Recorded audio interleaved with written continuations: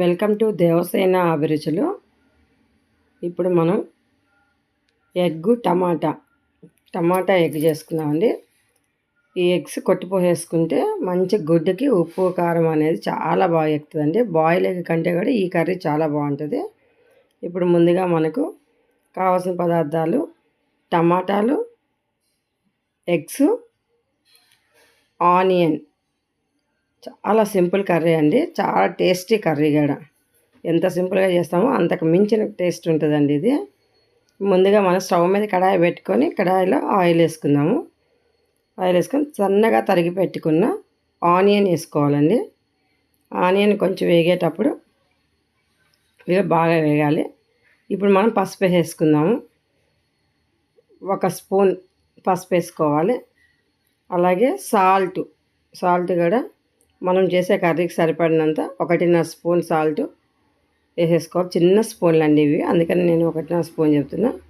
టమాటాలు అన్నీ కూడా మిక్సీ పట్టుకోవాలండి. మనం టమాటా మిక్సీ పక్కన పెట్టుకొని ఆనియన్ కొంచెం వేగిన తర్వాత ఇప్పుడు టమాటాలు ప్యూరీ పోసేద్దాము. పోసేసి బాగా కలుపుకోవాలి. ఈ ఆనియన్ మొత్తం కూడా బాగా వేగింది కాబట్టి ఈ టమాటా కూడా బాగా వేగేంత వరకు కలుపుకోవాలండి. ఇప్పుడు మనం కారం కూడా వేసేద్దాము. కారం ఒక 2 చెంచాల కారం అండి. టమాటా పుల్లగా ఉంటుంది కాబట్టి ఒక 2 చెంచాల కారం వేసుకుందాము. 2 చెంచాల కారం సరిపోతుంది. ఇప్పుడు ఇది కూడా బాగా కలుపుకోవాలి. ఇవన్నీ కూడా పచ్చివాసన పోయేంత వరకు వేపుకుంటూనే ఉండాలండి. బాగా వేగాలి ఇవి. ఎంత వేగితే అంత బాగుంటుంది. చూడండి, ఇప్పుడు మనం మిక్సీలో టమాటాలు వేసుకున్నామంటే ఆ మిక్సీ కడిగిన వాటర్ మాత్రమే పోసామండి. వాటర్ అయితే ఎక్కువ వేయొద్దు. టమాటాలు కూడా ఎక్కువ వాటర్ శాతం ఉంటుంది కాబట్టి ఆ వాటర్తో ఉడికిపోద్ది. చూడండి, ఆయిల్ కొంచెం పైకి వచ్చేసింది. ఇప్పుడు మనం ఎగ్స్ కొట్టి పోసుకోవాలండి. ఇట్లా టమాటా కొంచెం ఉడికిన తర్వాతనే ఎగ్స్ కొట్టాలి.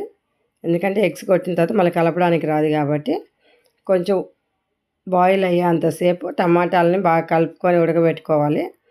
చూడండి, మంచిగా ఉడికిపోయింది. టమాటా చాలా బాగా ఉడికింది. ఆయిల్ కూడా పైకి వచ్చేసింది కాబట్టి ఇప్పుడు మనం కొంచెం గుడ్లు కొట్టి పోసుకోవాలండి. ఎందుకంటే ముందే కొట్టేసామంటే టమాటా వేగదు, పచ్చిగా ఉంటుంది, కలుపుకోవడానికి రాదు. ఇప్పుడు గుడ్లు కొట్టేసుకుంటున్నాము. గుడ్డు కొట్టి పోసిన తర్వాత గరిటె అనేది పెట్టకూడదండి. అసలు గంటి పెట్టకుండా చేసుకోవాలి. గంటి పెట్టామంటే అన్నీ ఇరిగిపోతాయి. మనం ఎలా వేస్తున్నాము గుడ్లు అలాగే ఉడికిపోతాయండి. చుట్టూ వైట్ వచ్చేస్తుంది, మధ్యలో అలాగే ఉండిపోతుంది. చూడండి, ఈ విధంగా మీకు ఎన్ని గుడ్లు కావాలంటే అన్ని గుడ్లు కొట్టి పోసుకోవచ్చండి. నేను ఒక 7 గుడ్లు కొట్టి పోస్తున్నాను. చూడండి, ఈ విధంగా చిన్నగా కొట్టిపోయాలండి. అది కూడా చెదిరిపోకుండా ఇట్లాగా చుట్టూ కొట్టేసుకొని మధ్యలో కూడా కొట్టిపోసేసుకోవచ్చు. పోసేసి ఏమి కదిలించకుండా మనం మూత పెట్టేసేయాలి.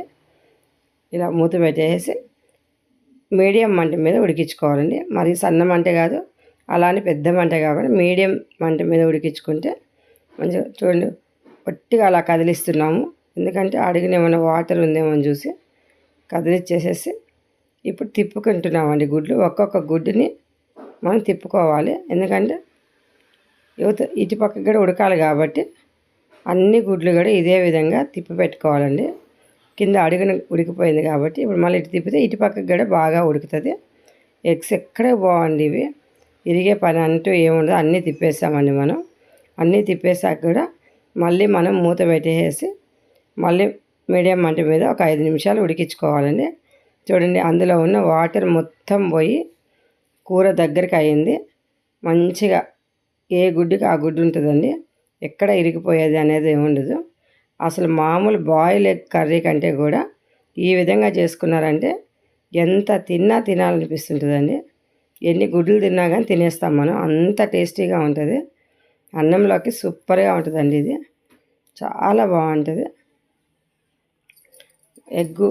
బాయిల్ ఎగ్ చేసుకుంటే దానికి ఉప్పు కారం ఏం పట్టవు కదండి.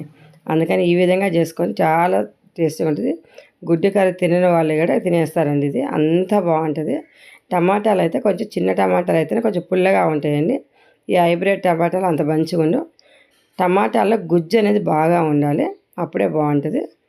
తప్పకుండా మీరు కూడా చేసుకొని తిని చూడండి. ఒక్కసారి తిన్నారంటే అసలు వదలరండి. ఇది అంత టేస్టీగా ఉంటుంది, చాలా చాలా బాగుంటుంది. ఎప్పుడు తినని వాళ్ళు కూడా అబ్బా ఇంత టేస్టీగా ఉంటుందా అని అంత బాగుంటుందండి ఇది. లైక్ చేయండి, షేర్ చేయండి, సబ్స్క్రైబ్ చేయండి. కొత్తగా మా ఛానల్ చూసే వాళ్ళు ఎవరైనా ఉంటే సబ్స్క్రైబ్ చేయడం మర్చిపోవద్దండి ప్లీజ్. తప్పనిసరిగా సబ్స్క్రైబ్ చేయండి. సబ్స్క్రైబ్ చేసి పక్కనున్న బెల్ ఐకాన్ నొక్కితే మేము పెట్టే వంటలన్నీ కూడా మీకు నోటిఫికేషన్ ద్వారా వస్తాయండి. చూడండి కర్రీ రెడీ అయిపోయింది. సర్వింగ్ ప్లేట్లో తీసేసుకుంటున్నాం మనం. సూపర్ కర్రీ అండి. ఎలా ఉంది మీరు చేసుకొని తిని చూసి ఎలా ఉందో మాకు కామెంట్స్ పెట్టడం మర్చిపోవద్దండి. చాలా చాలా ఇష్టంగా తినొచ్చు. Thank you for watching.